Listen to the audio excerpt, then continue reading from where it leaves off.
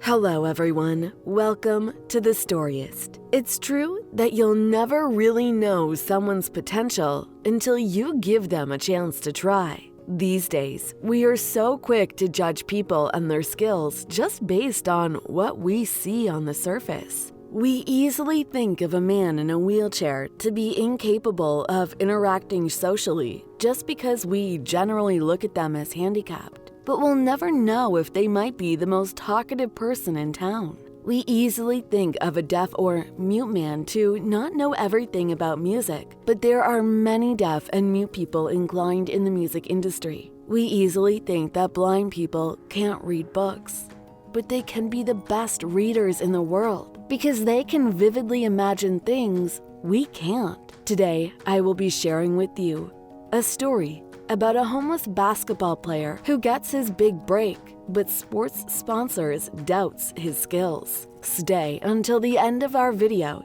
to find out what happens. Scott is a homeless boy.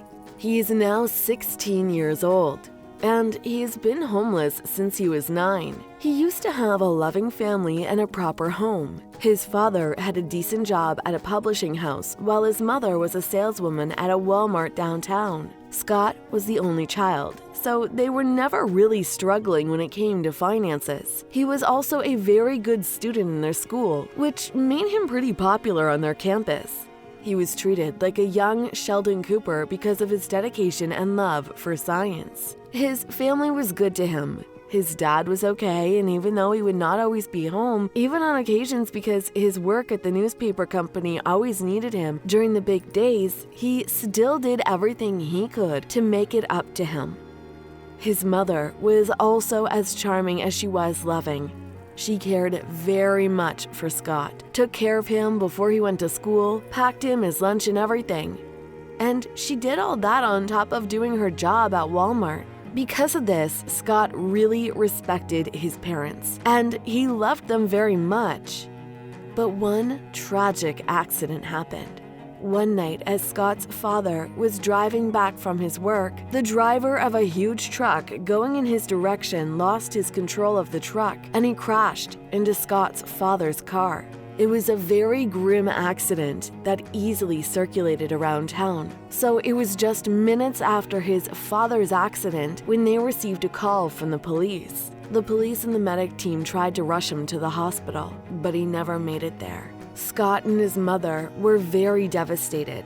They didn't know what to do.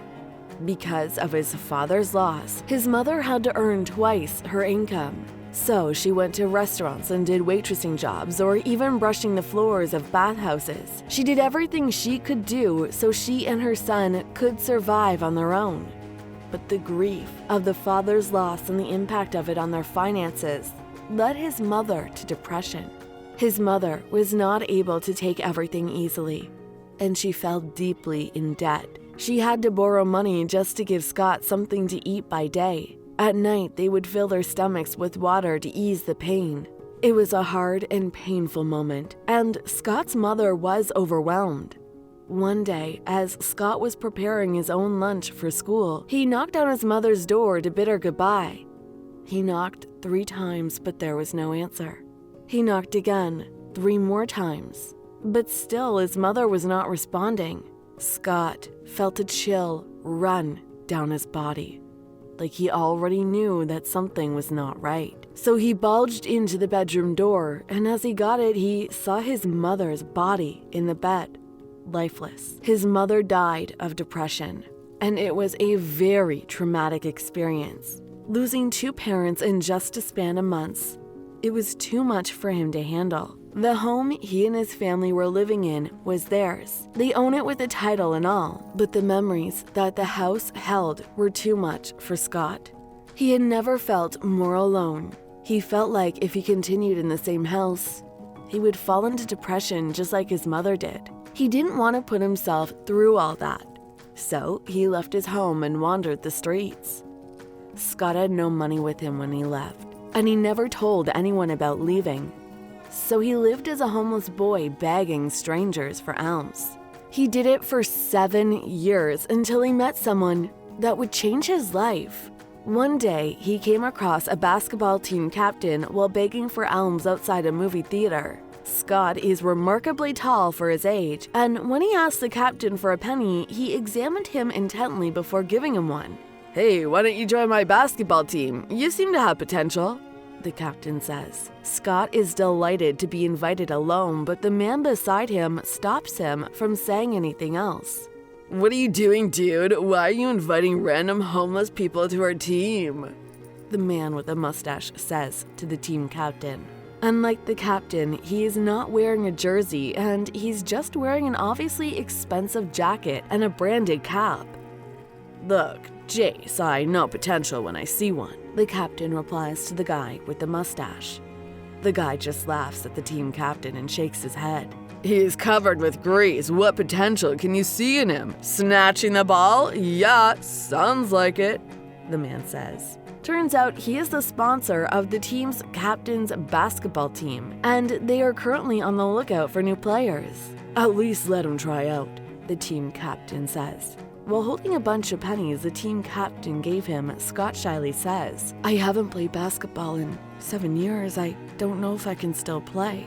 The team captain reassures him that once a person learns something, they can't unlearn it, that it will always be imprinted in their hearts. Scott smiles at him and agrees to join their team, while the team sponsor just scoffs and leaves them alone. On the day of the tryouts, Scott has showered for the first time in weeks. He took a bath in one of the stalls at the public park, but since he has no new clothes, he wore the same dirty clothes that he wears almost every day. Because of this, as soon as he walks into the gym, the other basketball players make fun of him. The sponsor sees it and shakes his head in disappointment once again. "See, this is what I'm talking about. The boy will bring us down," the sponsor says to the team captain. But he just shrugs and calls Scott to the tryouts. It's his turn now, and Scott holds the ball for the first time in 7 years. He used to be a star player on their campus when he was younger, but since his mother fell into depression, he never had the guts to shoot in the ring again. Now it's his first time again, and he is sweating. Everybody is looking at him, perhaps even laughing at him. But he realizes one thing when he met that team captain: that no matter how deep down he has plummeted after his parents' death, he should still get back up and keep running. For the first time in 7 years, Scott doesn't want to be a homeless boy anymore without a purpose. He wants to become someone again. He aims at the ring and shoots. It worked. Everybody at the gym is surprised, and the team captain claps his hands. The sponsor can't believe what he's seen. Scott repeats his move over and over, and he keeps shooting at the ring. The team captain is impressed, and so is the team sponsor. They immediately gave him a spot on the team, and since then, Scott's life has a purpose again. The following morning, Scott goes back to his family's home. It looks abandoned, but still the same. He cleans it and rearranges it with excitement in his heart. He is ready to be himself again, the loving, caring, energetic basketball player whom everybody in their town used to love. All his neighbors welcome him back as well, and they make him feel like nothing has changed. He might have lost the people he loved so much, but new ones came. And the most important thing is that he keeps on going. That's all for today. We hope you enjoyed that video, and we'll see you on the next. Stay tuned.